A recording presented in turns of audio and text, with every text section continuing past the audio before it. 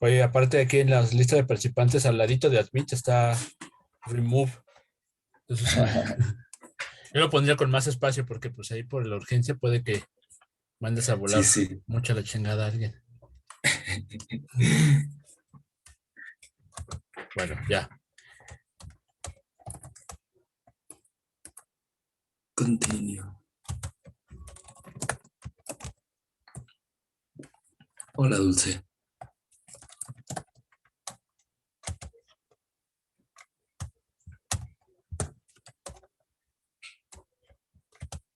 Pues quedamos unos 5 minutos, ¿no, chico? Sí, deja los...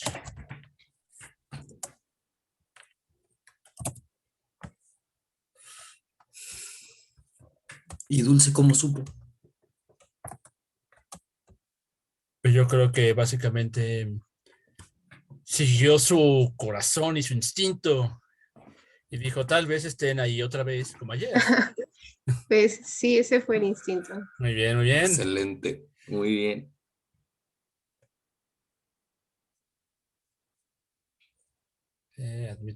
Yo aquí administro a la gente, man. Tú si Muy bien. quieres, ¿no? Para que no te preocupes por eso. Va. Va, venga, pues esperemos un par de minutos a que se conecten más los que se vayan a conectar.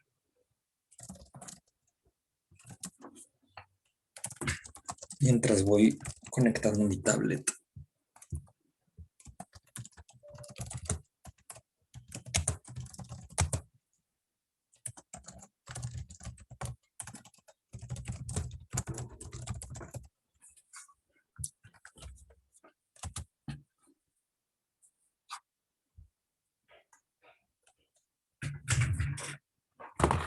Ya está. A ver.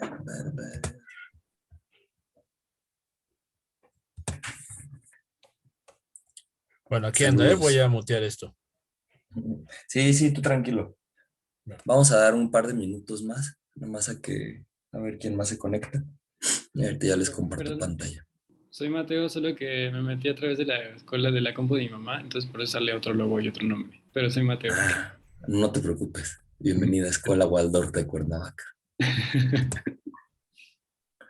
Sí, acá también somos muy Waldorfs, entonces cualquiera se puede conectar. Sí. Bueno, yo sí, cuando compartí el link de la clase pasada, la verdad es que no me importaba mucho si se conectaba alguien externo y me grababa. Sí.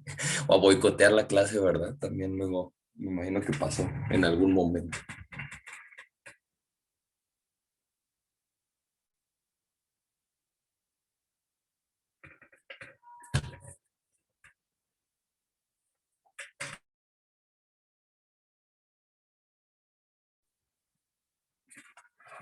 A ver, pues voy a ir compartiéndoles. Share screen. Pues sí, todo. Ahí está. Y voy a iniciar un Jamboard.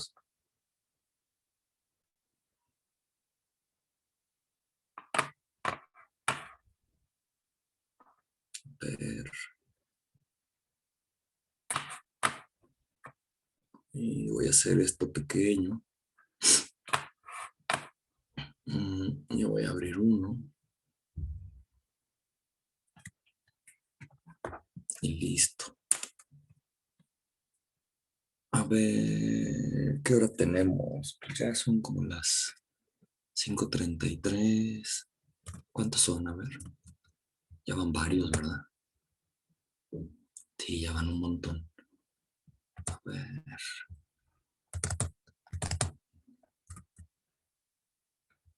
A ver. Bueno, pues ya sí. Bueno, pues yo creo que ya voy a empezar. Ya son muchos. Y se está grabando. Es lo bueno de esto. Muy bien. Pues igual, para los que no me conocen, yo soy Rafa. Yo les voy a dar la clase junto con Checo y con Naye. Y bueno, me voy a enfocar sobre todo a la parte que que tiene que ver con fundamentos matemáticos en general, pero quizás más específicamente fundamentos probabilísticos, ¿no? Y digo, pues creo que vale la pena mencionar que, al menos en mi opinión, tener unos buenos fundamentos de probabilidad les va a permitir a los que estén interesados en hacer como que ciencia o, o en general algo de statistical learning, machine learning o estadística normalita o bayesiana o la que sea, pues verán que la genómica no se escapa de este paradigma estadístico, ¿no? Que finalmente es un paradigma que está fundamentado fuertemente en la teoría de la probabilidad. Eso es algo interesante, ¿no? O sea, la probabilidad como tal es una teoría matemática en forma, digámoslo así, cuando en realidad la estadística, pues no es que no, o sea, sí es matemática, ¿no? Pero finalmente se fundamenta muchas veces en resultados de la teoría de la probabilidad. Entonces, es interesante porque aunque parecieran a veces como que lo mismo, yo les voy a dar un ejemplo de cómo uno identificar cuando uno está en el mundo de la estadística y cuando uno está en el mundo de la probabilidad. Pero pues están muy relacionadas en el sentido de que todo lo que veamos para probabilidad, pues nos permitirá eventualmente usar las herramientas estadísticas pertinentes con total confianza y certeza de que pues funcionan bien, ¿no? Y finalmente también es importante, creo yo, hablar de la probabilidad porque pues en esta materia se llama genómica computacional y quizás, digo, no sé qué tengan ustedes en la cabeza cuando oyen el término genómica, pero yo intuyo que al menos la parte de gen les suena a muchos de ustedes, ¿no? Gen, secuencias de ADN, ¿no? Y genes y la vacuna de ARN del coronavirus y todas esas cosas, ¿no? Entonces, más allá de que Naye se va a encargar de pulir bien esos conceptos, pues sí me gustaría mencionar que al menos cuando se empezó a desarrollar esta rama de la biología que se conoce como genómica o ciencias genómicas, pues esta viene directamente de que haya surgido en algún momento una cosa llamada genética, ¿no?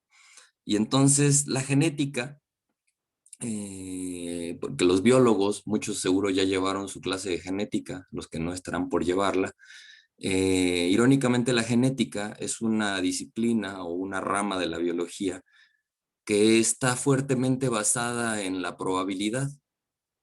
Y no solo en eso, ¿no? O sea, en la estadística asociada pues, a lo que se puede hacer con los resultados de ciertos experimentos.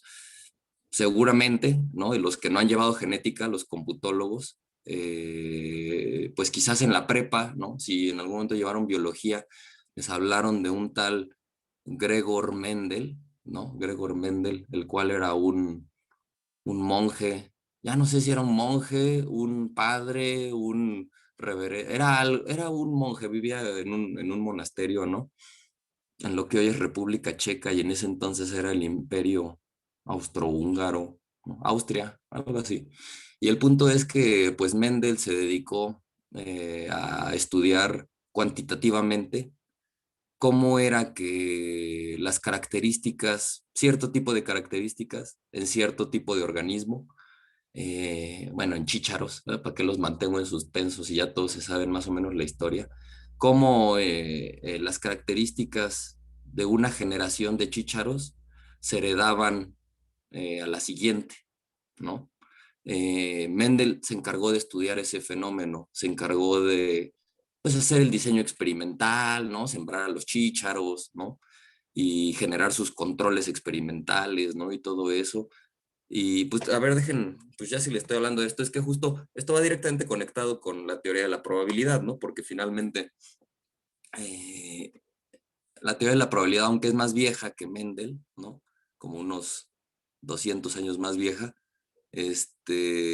pues puede también construirse a partir de este paradigma de la genética. A ver, entonces Mendel, me acuerdo que Gregor Mendel dijo, Gregorio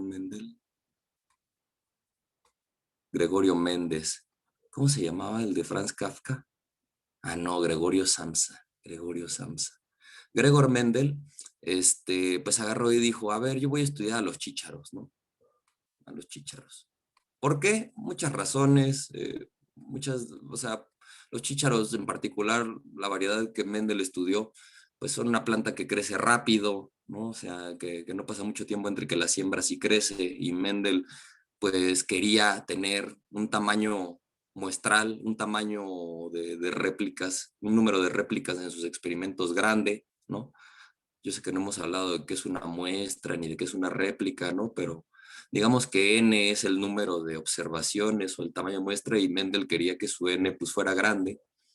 Y entonces por eso pues se encargó de elegir un organismo que no se tardara mucho en crecer, para que de una generación a la que sigue, pues generara más chícharos, ¿no?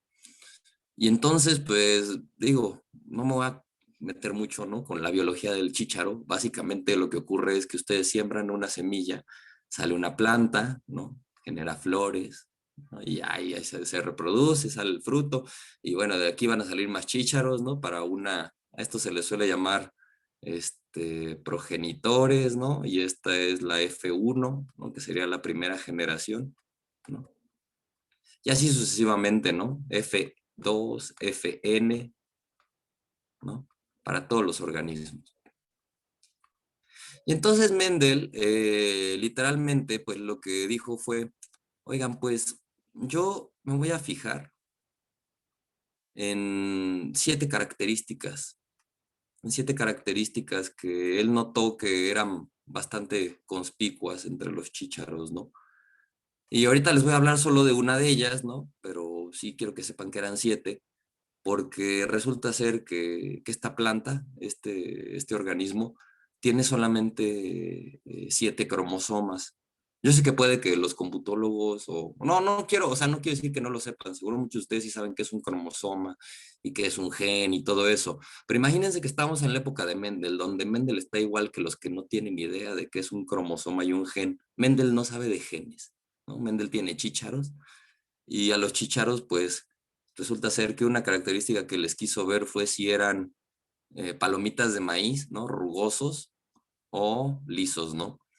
Y entonces, pues, generó, o sea, el primer paso de Mendel, ¿no? Fue identificar esta característica discreta, ¿no? Una característica que él pudiera diferenciar a ojo. Y después, lo que hizo fue generar lo que se conoce como líneas puras. ¿Qué quiere decir eso? Que quería, si tenía chícharos lisos, pues quedarse con la seguridad de que estos, con o sea, voy a usar la palabra raza, ¿no? O sea, como por así, pero no porque existan, ya saben, está todo ese debate.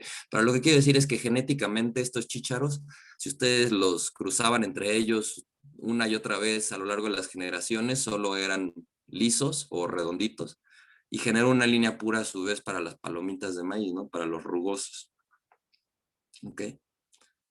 Que a lo largo de las generaciones solo produjeran rugosos. ¿Ok? Eso fue algo muy importante porque en cuestión experimental, o sea, esto se llama generar controles, ¿no? Controles. Yo controlo que estos chícharos, si yo los cruzo entre sí, me van a dar siempre lisos, y estos, si los cruzo entre sí, me van a dar siempre rugosos. Ok. Entonces, ya teniendo sus líneas puras, ¿no? Pues luego Mendel lo primero que hizo fue, pues ahora sí, voy a cruzar papá o mamá, ¿no? Como progenitor, ¿no? Ya saben, progenitor liso con progenitor rugoso, ¿no? Estos son los papás, ¿no? Y entonces en la primera generación, ¿no? Pues casi todos ustedes se han de saber el resultado de este experimento. A ver, ¿alguien me quiere decir qué pasó en la primera generación? ¿Cómo nacieron los hijos de estas dos líneas puras? Adoptaban el fenotipo de el padre dominante. Exacto, exacto. Entonces, digamos, yo me acuerdo que el ejemplo dice que es liso, ¿no? Todavía no sabe, no, digamos que Mendel no sabía que era eso de dominante, ¿no? Pero yo me acuerdo que justo lo que dicen es, pues le nacieron todos así, ¿no? Todos así. Interesante, ¿no? Es más, vamos a poner uno nada más porque pues todos nacieron así. Y entonces, pues Mendel dijo, oh, sorpresa, no me salieron pelotitas estas de maíz, ¿no? Pero en la F2, ¿no? Agarró y dijo, ah, mira, pues voy a cruzar a este con un hermano, bueno, ya saben que son chícharos, ¿no? De esta misma F1. ¿Y ahora qué fue lo que ocurrió? ¿Alguien sabe? Yo sé que saben. ¿Cómo les nacieron en esta F2 a Mendel? Creo que era ¿Puedo hacer tres palomita. lisas? Creo que era Ah, palomita, porque si fuera, porque, bueno, es que los sé de memoria, ¿no? Pero si los dos fueran, homocigotos, el AF1 es heterocigoto, pero si hace la retrocruza, o sea, con el guisante liso, vuelven a salir, lisos. Tendría que cruzarlo con palomita para que salieran de ambos. ok, pues yo lo que recuerdo, y ahorita lo vamos a explicar, pero gracias por participar. ¿Y alguien dijo algo más? ¿Alguien escuchó una voz ahí de alguien más? Yo, Sí, 25% rugosos y todos los demás lisos. ok, ok, ok, va. Esa segunda fue acertada. La primera, cuasi acertada, pero muy bien, gracias por participar. No sé, por favor participen, siempre se valora eso, pero bueno, muy bien. Y sí, o sea, lo que ocurrió, bueno, lo que ocurrió fue lo que comenta el compañero, ¿no? O sea, le nacieron, vamos a poner más, ¿no? Porque tampoco es que la biología, los números cuadren así súper bonitos, ¿no? O sea, más o menos, ¿no? Un cuarto de los chícharos eran palomitas de maíz, ¿no? Rugosos, y los otros tres cuartos, o el 75%, eran lisos, ¿no? O sea, y perdonen que no estoy usando las palabras fenotipo, homocigoto, dominante, todo eso, pero, y les comento, yo también estudié biología, ¿no? Y sí las podríamos usar, pero ahorita lo quiero plantear muy en palabras como, ¿saben? Llanas, ¿no? Y tratar de no usar esos términos, porque Mendel tampoco los conocía, ¿no? De hecho, él los propuso, o sea, en realidad él cuando estaba viendo esto dijo, oh, mira, qué interesante. Y entonces, bueno, viendo esto, pues están de acuerdo que Mendel aquí ya podría haber dicho, no, pues ya, paper, ¿no? Voy a publicar, ¿no? Pero en realidad, o sea, lo que creo que fue uno de los pasos geniales de Mendel fue que justamente, y parece ya algo trivial hoy en día, Mendel decidió contarlos y ver esas proporciones que ustedes ya conocen. Y como comentó la compañera al inicio, no le estoy quemando ni nada, pero como bien dijo, muchas veces solo de memoria, ¿no? Conocemos que aquí debería de ser el 25% más o menos, ¿no? Aproximadamente, y el 75%. Pero pues a Mendel lo que le salió fue más bien una cosa de este estilo, ¿no? Le salieron, yo qué sé, 511, ¿no?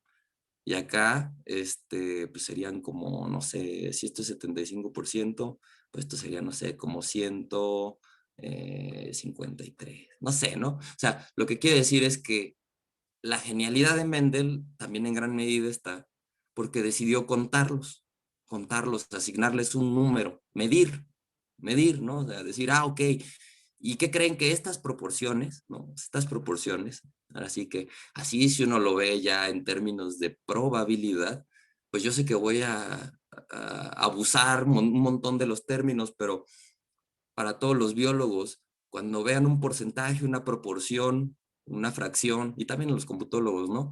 Pues eso induce directamente una probabilidad, ¿no? O sea, en términos de matemáticas aplicadas, uno siempre puede deducir o generar un sistema de probabilidad, un modelo de probabilidad que diga, a partir de proporciones. Y eso es muy poderoso porque todo en este mundo casi que se puede ver como una proporción. Al menos todo lo discreto se puede ver como una proporción de este estilo. Y por discreto quiero decir que se pueden contar estos chícharos sin ambigüedad, ¿no? Ustedes me pueden decir, aquí hay 1, 2, 3, 4, 5, 6, 7, 8, y no hay ambigüedad, ¿no? Y hay dos de estos, ¿no? Bueno, entonces, en ese sentido fue que a Mendel, ¿no? O sea, se le prendió el foco.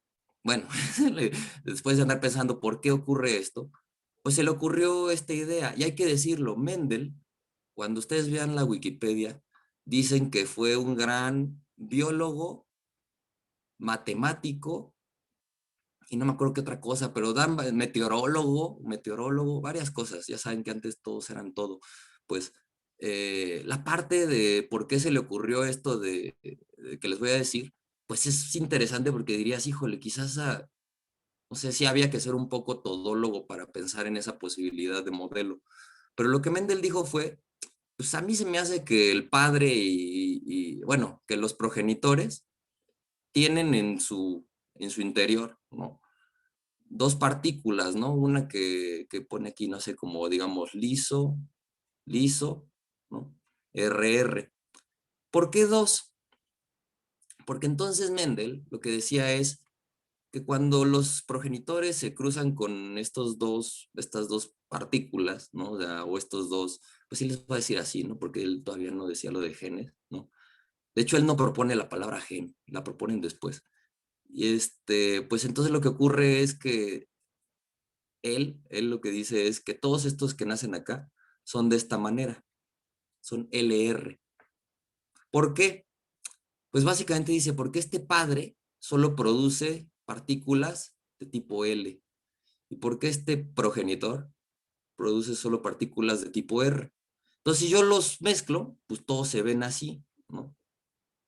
Y ahí ya empieza a sugerir este rollo de que hay una partícula dominante y una partícula recesiva, porque la que se ve es la de ser liso, ¿no? Esta L mayúscula domina sobre esta partícula de ser rugoso. Y entonces después, cuando hace la retrocruza, como comentó la compañera, ¿no? De un LR con otro LR, pues resulta ser que si hacemos esta tablita de contingencias de posibilidades, ay, qué fea me quedo, espérenme, aquí, ahí está, ¿no?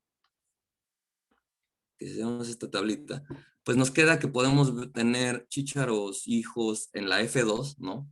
LL mayúscula, esta combinación, ¿no? LR, ¿no? RL, pero estas partículas conmutan. Mendel no sé si lo dijo así, pero sí conmutan. Y gracias a este arreglo, que seguramente la ingeniería que usó Mendel para construir este razonamiento muy probablemente fue al revés, muy probablemente partió de un escenario así y volvió acá. No sé, en realidad, ¿por qué se le ocurrió? ¿Por qué dijo, esto ha de ser así? Híjole, ahí está su genialidad, porque de hecho Mendel tampoco sabía que la meiosis ocurría, ¿no? O sea, como ocurre. Entonces, este modelo, ¿no? ¿no? Pues le permitía a Mendel decir, órale, mira, tengo un modelo que explica lo que estoy observando. Este modelo me permite justificar es homózigo recesivo y 3/4, ¿no? Pues hay un homózigo dominante, ya aquí ya voy a introducir los términos, ¿no? Homózigo quiere decir las dos partículas son las mismas, ¿no? Ahorita, ¿no? O sea, para este ejemplo en este momento de la clase. Y heterózigo, pues que tiene una de una y otra de la otra, ¿no? Diferentes, heterodifferentes, ¿no? Pero lo que es verdaderamente interesante, pues es que Mendel ahora tiene un modelo para explicar cómo este carácter de ser bolita o ser palomita se hereda de una generación a la que sigue, ¿no? Tiene un primer modelo para explicar estos datos. Entonces, ahora, ¿cuál es el paso que sigue?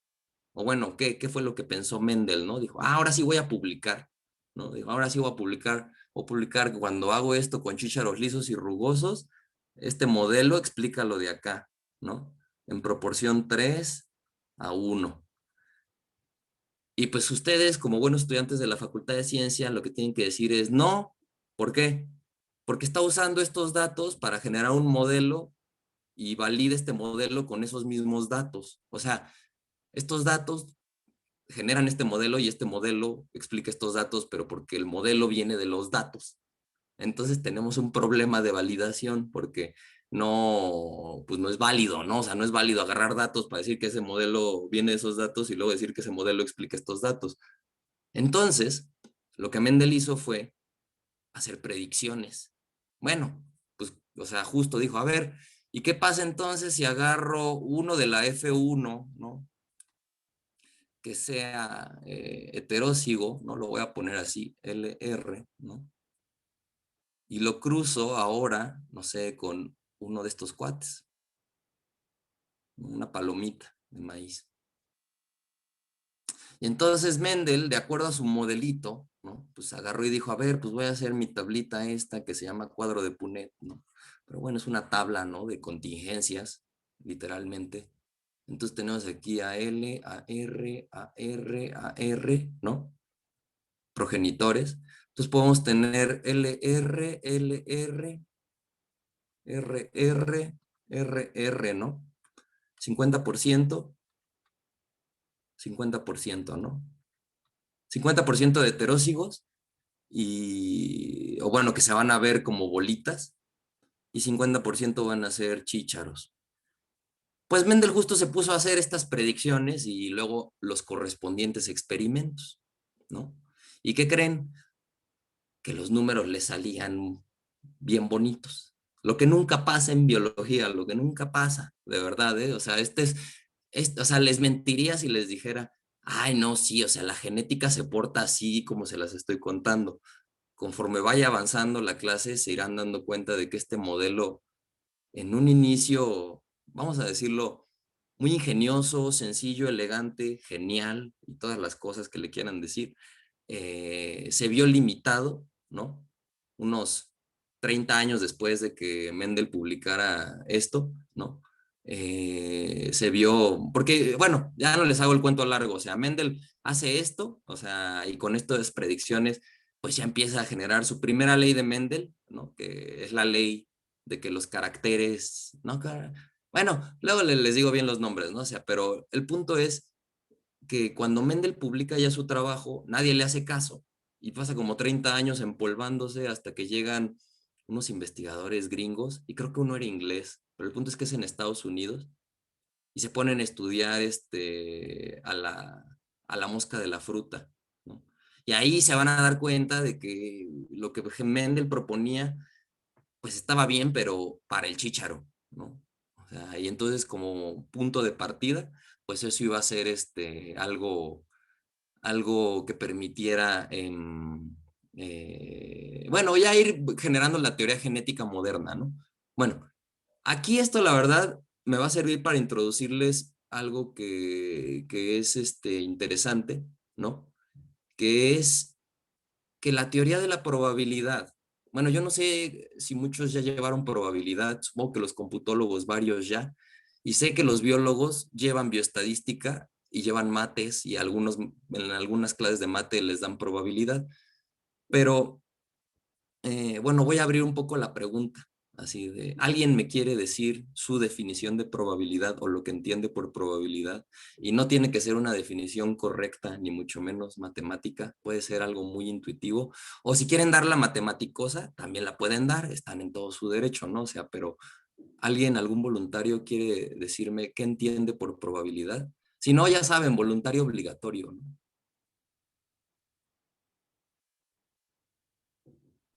Como una medida de qué tan factible es que suceda un evento. Exacto, gracias por usar la palabra medida, Mateo, ¿verdad? Escuela Waldorf, muy bien. Mateo, sí. Sí, entonces mira, Mateo, muy bien, medida. Y esto es muy bueno que empiecen con esa palabra porque en efecto, en matemáticas hay de hecho una materia que se llama teoría de la medida y resulta ser que la probabilidad es una medida.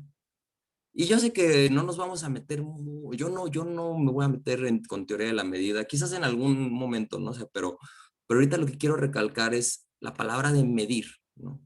O sea, la palabra de medir. Ahora yo preguntaría, compañeros, ¿qué es medir?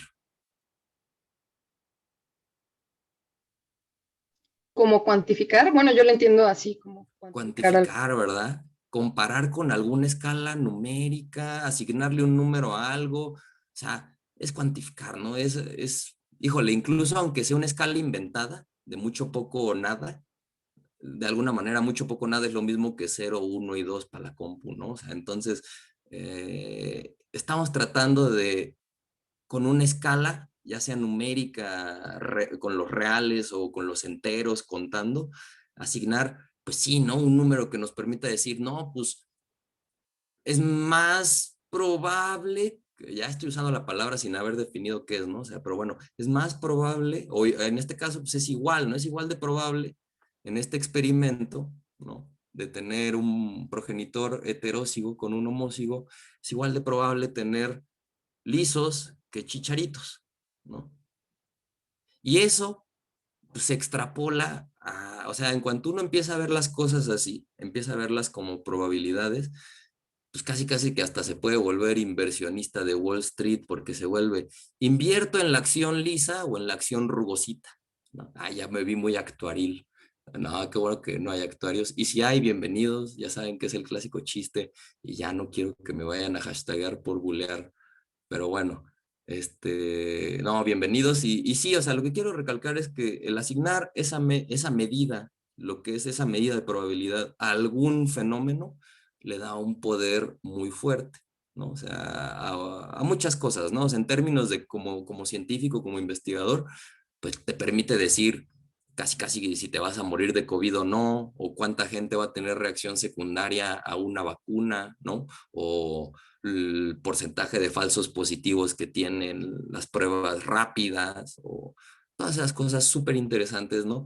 Que antes de que se diseñara la teoría de la probabilidad o se sistematizara, pues no se podía, ¿no?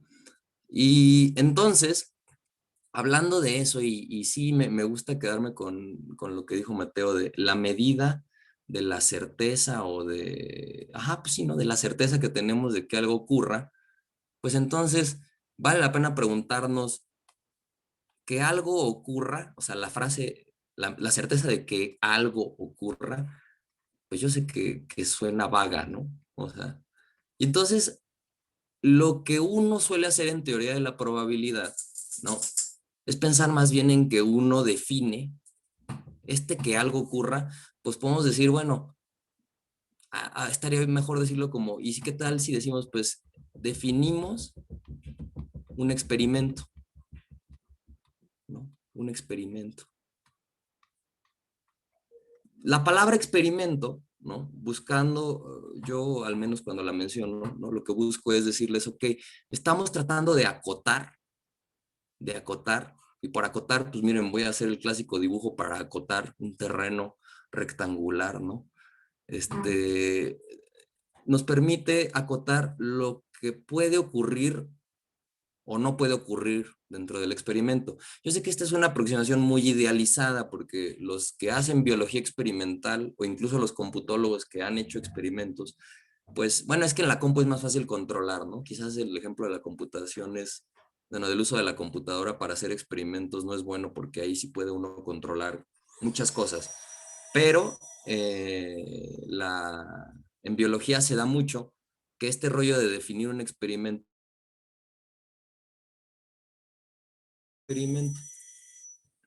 a que arroja lo que se conoce como una posible respuesta a la pregunta, a una pregunta de investigación.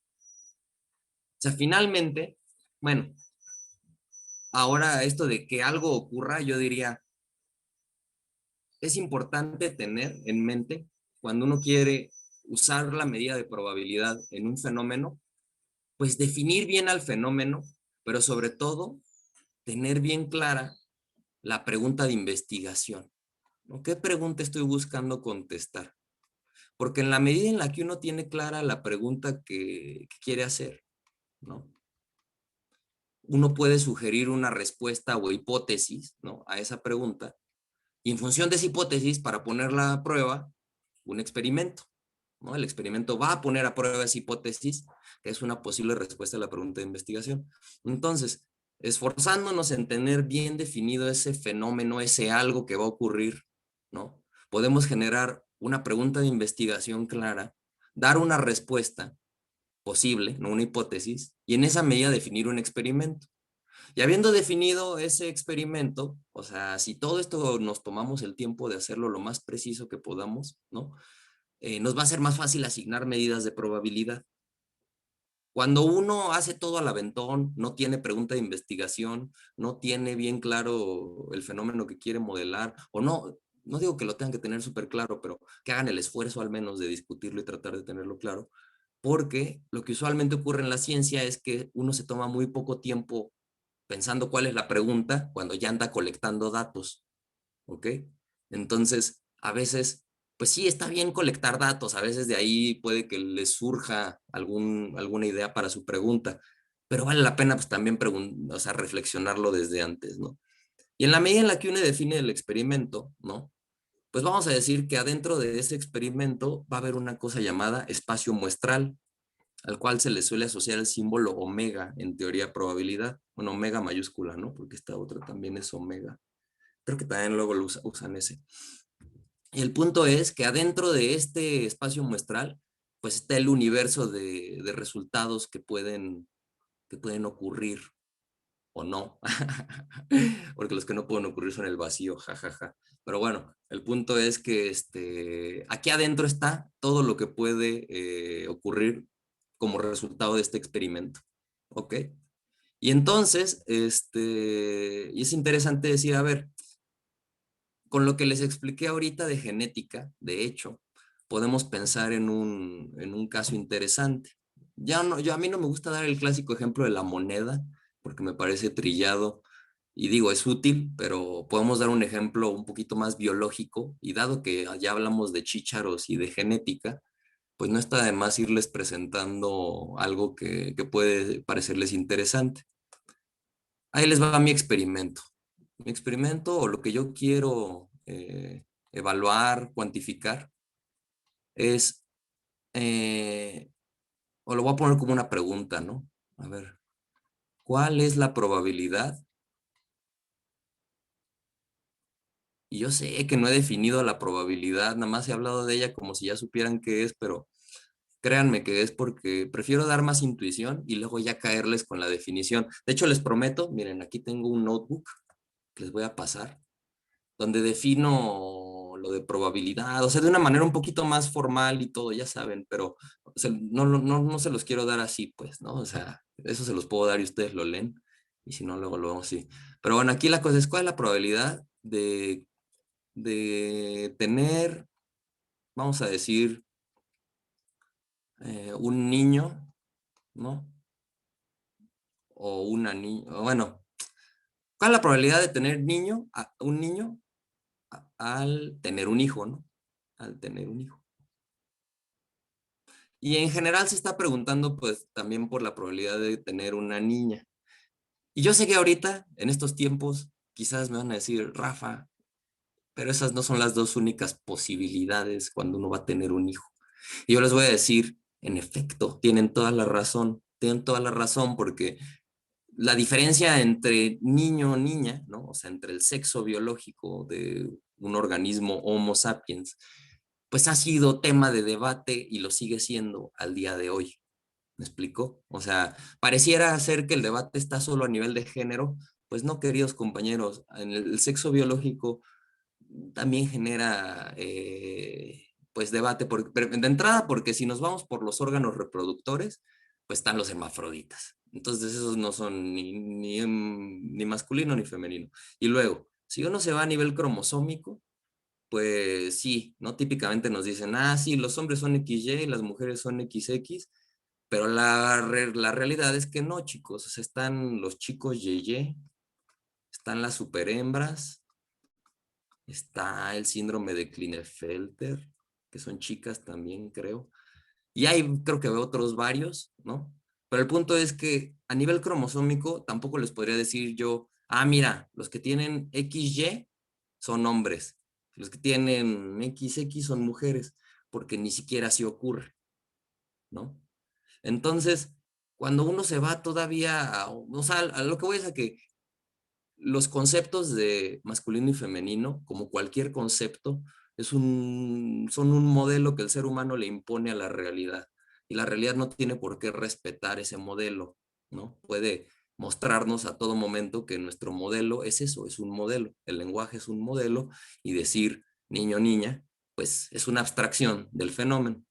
Entonces, después de haber hecho esta discusión incluyente, en donde yo estoy de acuerdo en que no solo hay niños y niñas, obviemos de momento que están todas estas posibilidades y pensemos que el 99% de las ocasiones, pues sí tenemos o que el bebé va a ser XY o XX, ¿no? Yo sé que estoy obviando todos esos casos, pero bueno, estoy acotando mi experimento, ¿no? Estoy acotando mi experimento, estoy haciendo el paréntesis previo de que voy a hacer abusar, ¿no? de la biología y voy a verla solamente tan plana como que me puede salir XY o XX, ¿no? Para ya no usar las palabras de niño, niña.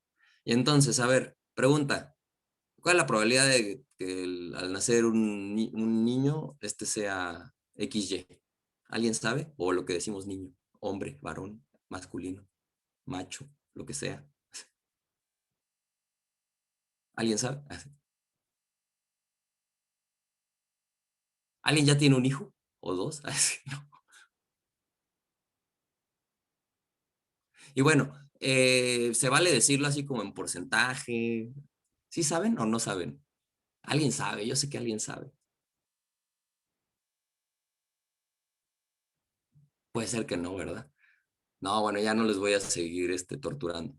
A ver, antes de aguarles la fiesta con el número, ¿no?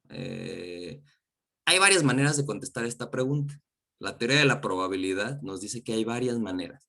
Una de ellas sería, pues, si me voy por la escuela frecuentista, a ir a hacer una encuesta, ¿no? A todos los hogares del mundo, pero pues no tengo recursos para hacer eso, entonces voy a tomar un subconjunto de esos hogares del mundo. Ni siquiera tengo dinero para irme al mundo, ¿no? O sea, más bien me voy a quedar aquí en México y voy a agarrar a mis vecinos y les voy a preguntar, ¿no?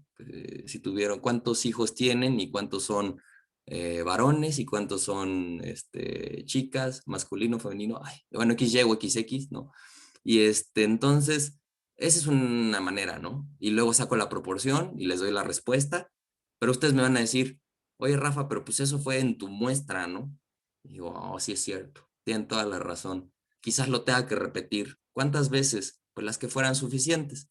Afortunadamente, hay una cosa llamada Wikipedia, ¿no?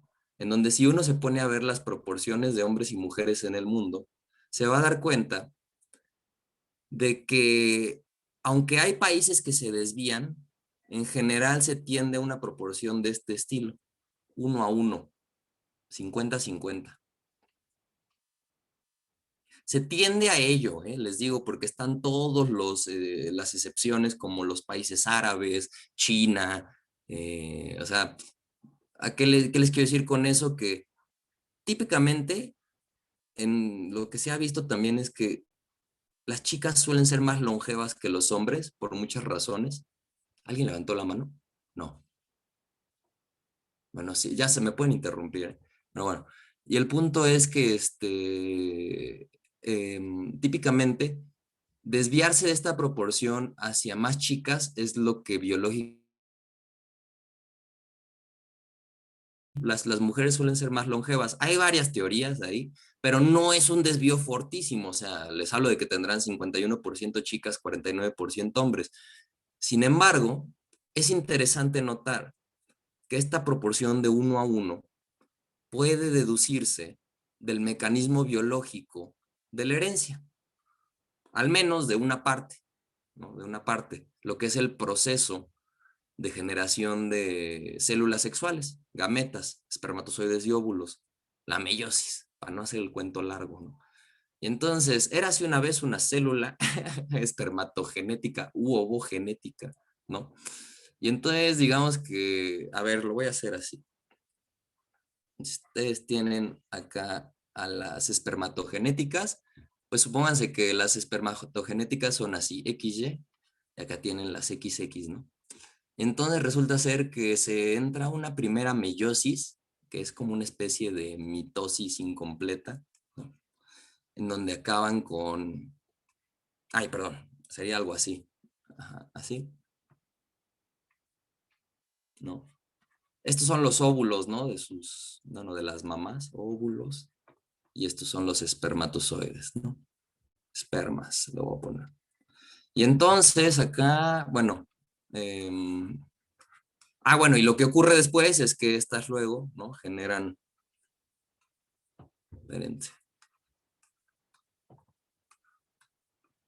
Y aquí se va a ver mal como lo estoy poniendo, porque en realidad debí de haber puesto a las cromátidas hermanas y todo eso, pero se los voy a explicar con más detalle más adelante. Lo único que quiero que vean es que un padre solamente puede generar,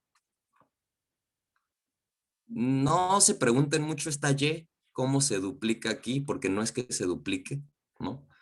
Sino lo que ocurre aquí más bien es que este cromosoma Y, aunque se pone con una Y, en realidad también se ve así, o sea, como un tache, bueno, no se ven así, pero sí, en algún momento, y se separan estas dos cromátidas y una viene para acá y la otra para acá, pero son tipo Y, digámoslo así, ¿no?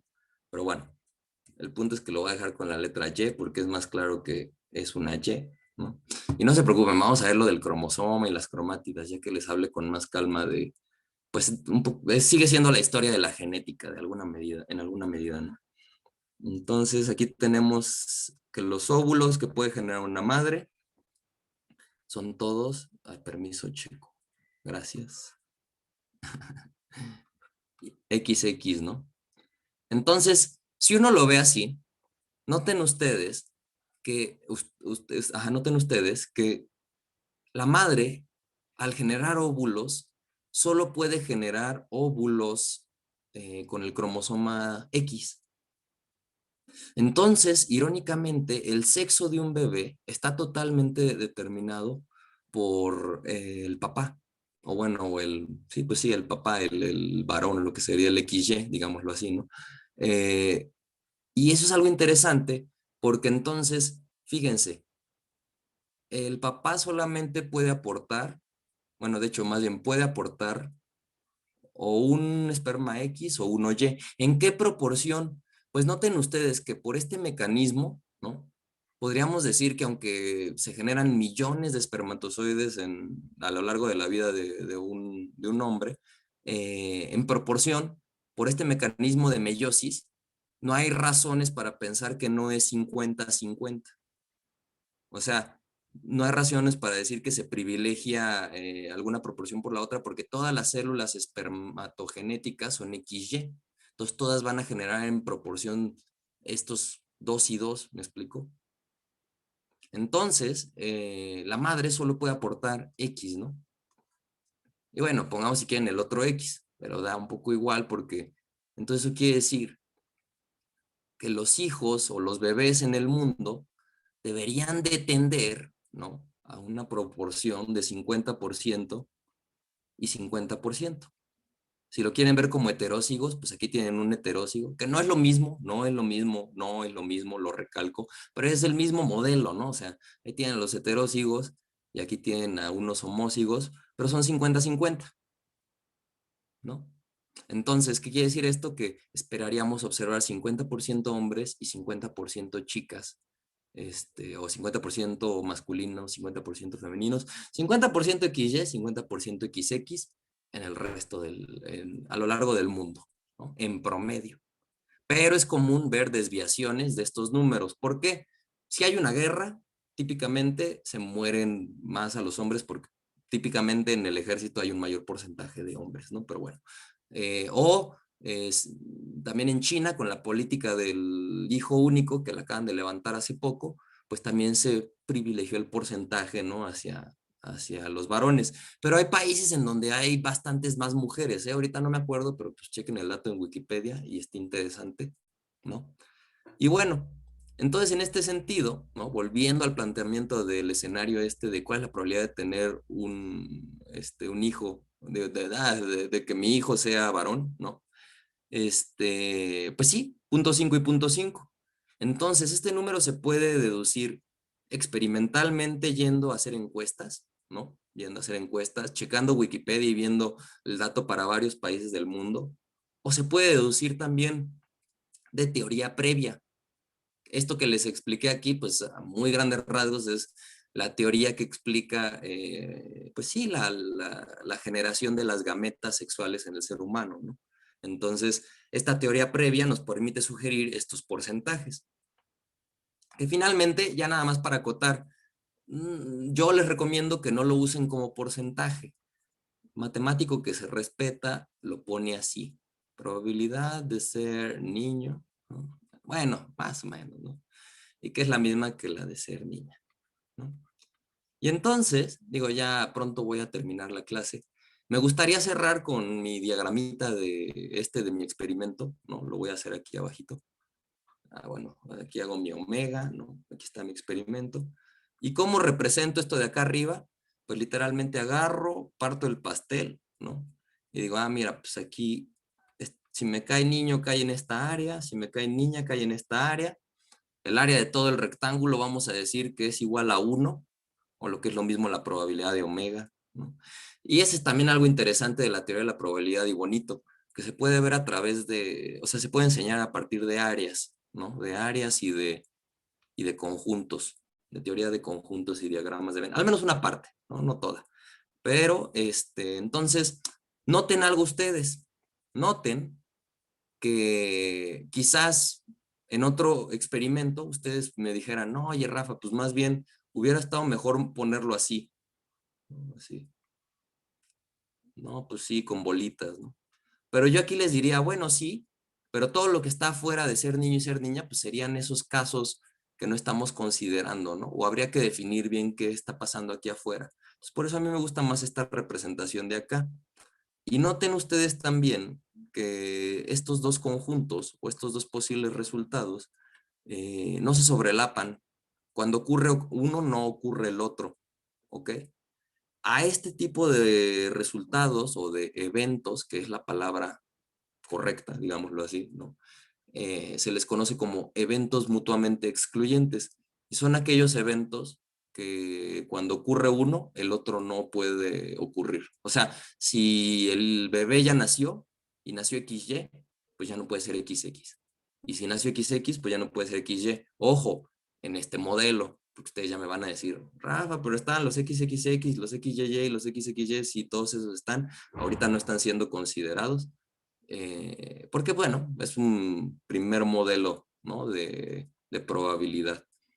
Los eventos mutuamente excluyentes tienen una peculiaridad, y es que si yo quisiera conocer la probabilidad de ser niño, ¿no? Y esto puede ser que los biólogos no lo hayan visto, yo estoy casi seguro de que sí, que típicamente en lenguaje de teoría de conjuntos, a mí me gusta más ponerlo así, ¿no? O sea, si vamos a verlo ya bien, pues es con esta letra, ¿no? La unión, ¿no? Esto se entiende como que ocurra un resultado o el otro, pero no de una manera excluyente, no como usamos el o en el español, ¿no? Que es, si eres niño, ya no puedes ser niña. O sea, este o permite que ocurra el evento, ¿cómo decirlo? Lo pondría yo así, miren. Podría ocurrir, sí. A ver, este evento, ¿no? El ser niño o niña podría ser, pues, ser niño, ¿no? Más ser niña, más la intersección.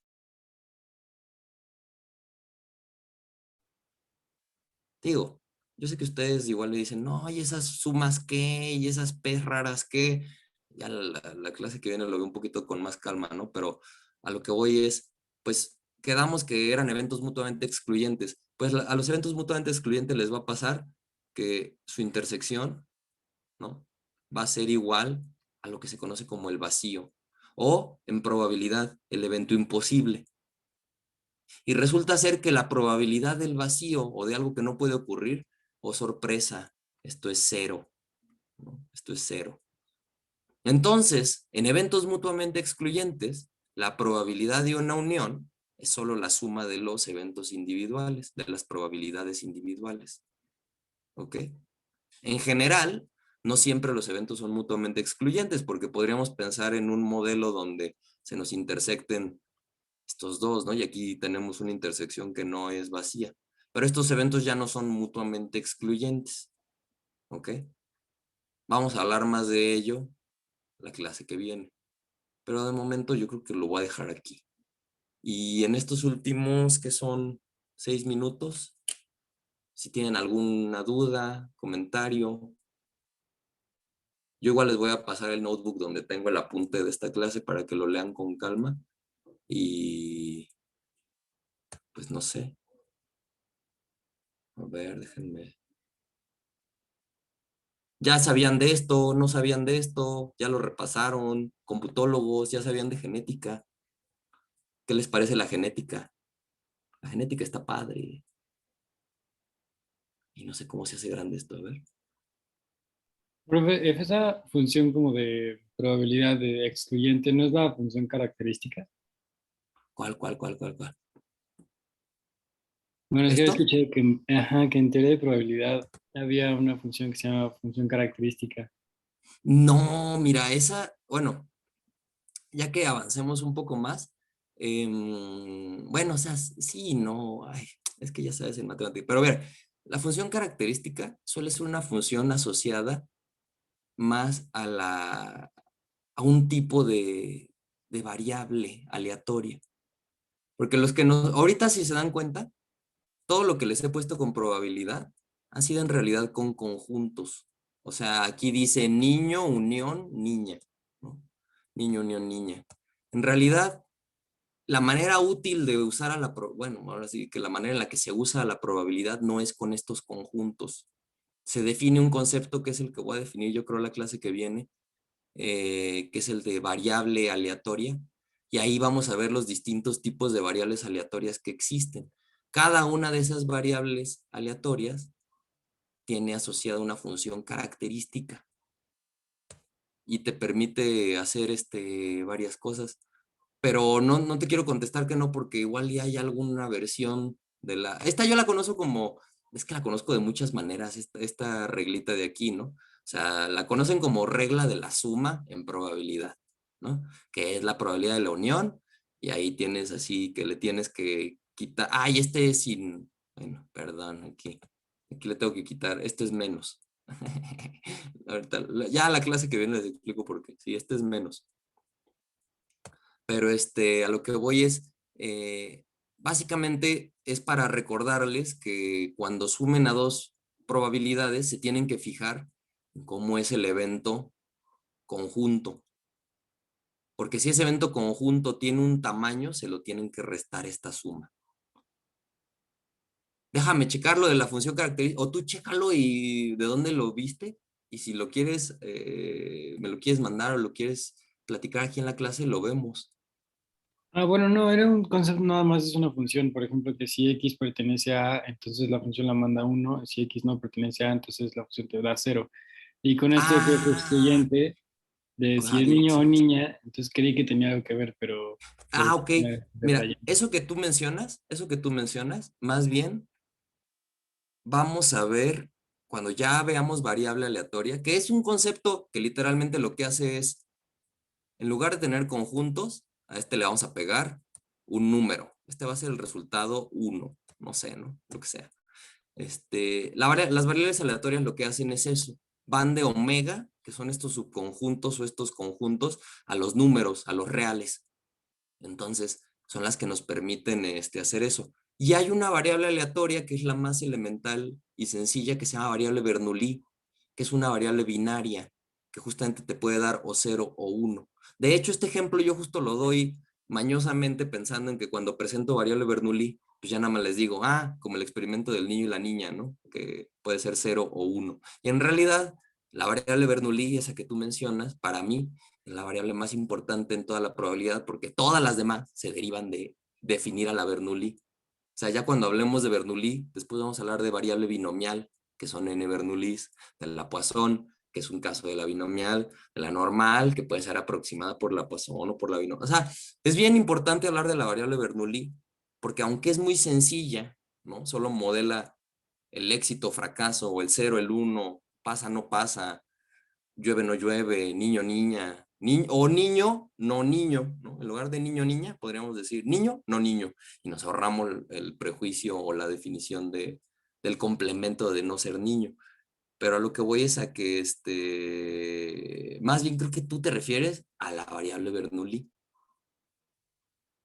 ¿Será? Ah, ok, ok. Sí, quizá. Bueno, es que la sirve en mi clase de cálculo, pero quizás sí. Ya, no, sí puede ser. Es que hay que verlo bien, porque no quiero decir que no. No quiero decir que no. Es que la función característica en probabilidad te permite conocer ciertas cosas, pues, de una distribución. Por eso me llama la atención. Pero lo podemos checar, vamos a checar.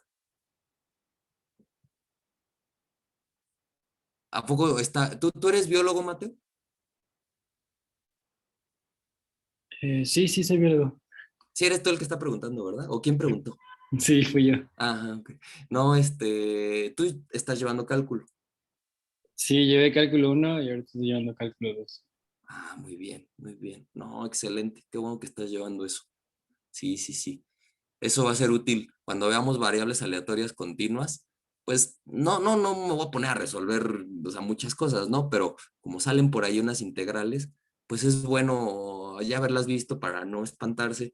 No se espanten, o sea, las vamos a ver, digo, se van a escribir, pero no se les van a preguntar, ¿no? O sea, entonces, al menos espero que no, ¿verdad, Checo? Creo que Checo ya se fue. No, aquí estoy, pero buscar el micrófono, activarlo. Debe haber algún control rápido. Pero sí, esperemos que no se espanten. No es la intención, Sí, ni por asomo, ¿no? sí. Pero bueno, ¿alguien más? ¿Algún comentario? ¿Pregunta? Parece que no, ¿verdad, Checo? Parece que no. Puedo dejar de No, grabar. Ah, Dulce, ahí. no sé, pero deja de grabar. Va. Ya no Ah, es ok. sobre